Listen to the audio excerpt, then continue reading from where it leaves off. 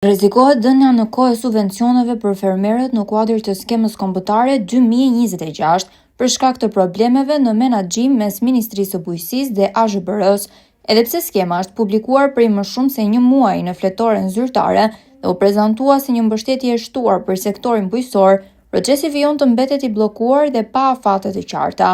Ndërkohë që Ministri Andi Salla ka zhvilluar takime promovuese për skemën, ende nuk është hartuar udhëzimi që përcakton kriteret e aplikimit duke penguar nisjen konkrete të zbatimit.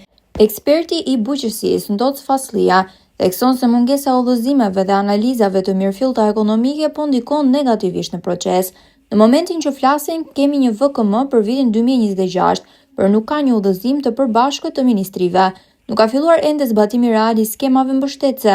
Në fund të çdo viti, duhet të hartohen skemat pasardhëse mbi bazën e analizave sektoriale dhe ekonomike, duke vlerësuar kostot dhe kërkesë-ofertë në treg.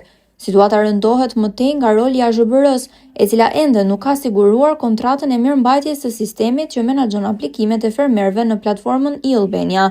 Pa këtë element kyç, procesi i aplikimit do të mbetet i parealizuar. Sipas burimeve, aplikimet mund të shtyhen deri në muajin gusht, një vonesë që prek drejt për drejt fermerët në kulmin e sezonit bujqësor.